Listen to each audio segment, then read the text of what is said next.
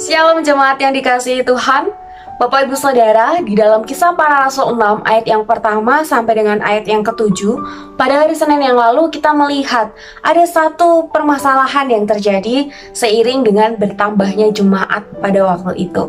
Salah satunya adalah adanya protes yang merasa bahwa pembagian kepada para janda diabaikan di dalam pelayanan sehari-hari. Sehingga pada akhirnya para rasul memutuskan atau mengambil solusi yang terbaik atas permasalahan ini dengan memilih 7 orang untuk bisa membantu atau untuk bisa mengerjakan pelayanan meja. Nah, ketujuh orang yang dipilih ini pun bukan orang yang sembarangan, Bapak Ibu Saudara, tetapi ada kriteria yang diberikan di dalam pemilihan ini. Kriteria yang pertama adalah orang itu harus terkenal baik, reputasinya baik atau karakternya baik, dan dia dihormati karena hidupnya yang memiliki karakter ataupun reputasi yang baik tadi. Nah, karakteristik yang kedua adalah dia adalah orang yang penuh roh. Dia adalah orang yang taat dan buah roh nyata di dalam hidupnya. Dia hidup di dalam kekudusan dan dia punya spiritualitas yang baik. Dan yang ketiga adalah dia harus orang yang penuh hikmat. Dia bukan hanya memiliki banyak pengetahuan, tetapi bagaimana pengetahuannya yang banyak itu dapat diberikan atau dapat dipraktekkan di dalam situasi yang tepat.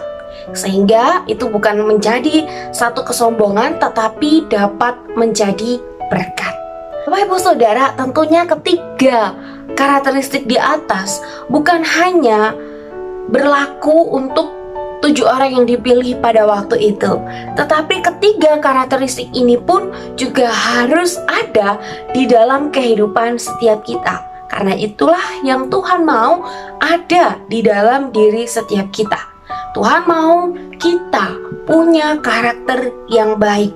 Tuhan mau kita punya spiritualitas yang baik dan punya hikmat. Bapak Ibu Saudara, seperti handphone ya, kalau nggak ada baterainya, dia nggak akan ada gunanya. Merek apapun itu, kalau dia nggak ada baterainya, dia tidak akan pernah ada gunanya.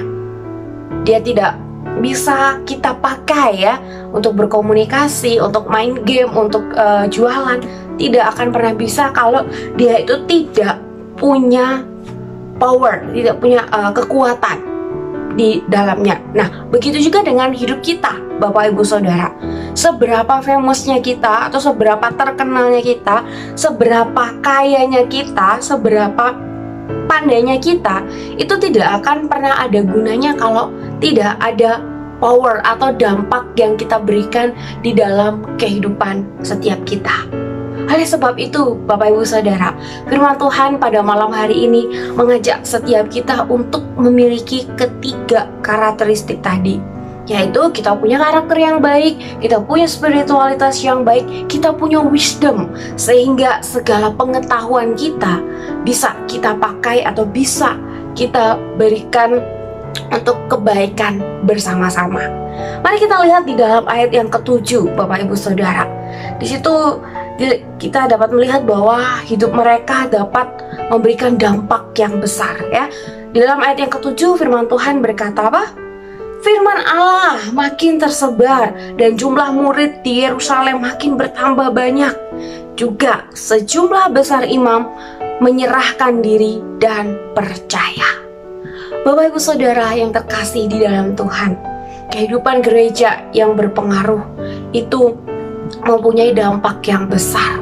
Kita dapat melihat bahwa firman Allah makin tersebar, bukan hanya karena mereka pintar berkhotbah atau khotbah itu diberikan setiap hari.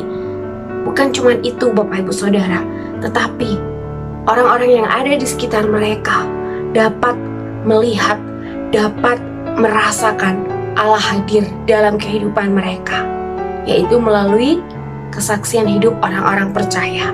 Tentu ini adalah power yang sangat besar Bapak Ibu Saudara. Dan kita juga melihat bahwa pertumbuhan atau pertambahan jumlah murid itu makin banyak bukan hanya karena banyak orang yang tiap minggu datang gitu ya, tetapi banyak orang yang setiap harinya, setiap minggunya mau ikut ambil bagian di dalam pelayanan Tuhan. Mereka mau mengambil komitmen untuk mengikut Tuhan. Dan kita juga melihat bahwa mereka juga membawa orang-orang di sekitar mereka untuk mengenal Tuhan melalui penginjilan. Mari Bapak Ibu Saudara, kita miliki ketiga karakteristik tadi sehingga kita juga dapat memperluas kerajaan Allah di sekitar atau di lingkungan kehidupan kita. Dan biarlah nama Tuhan boleh terus dipermuliakan melalui hidup setiap kita. Kita tundukkan kepala, kita berdoa. Kami memohon kekuatan daripada Allah Roh Kudus untuk kami boleh peka akan suara dan tuturan Tuhan. Apa yang menjadi kerinduan Tuhan untuk boleh kami lakukan di dalam kehidupan kami hari lepas hari. Kami bersyukur firman Tuhan malam hari ini boleh mengingatkan setiap kami. Dan biarlah firman ini juga boleh terus menopang akan kehidupan kami. Di dalam nama Tuhan Yesus kami berdoa, kami mengucap syukur. Amin.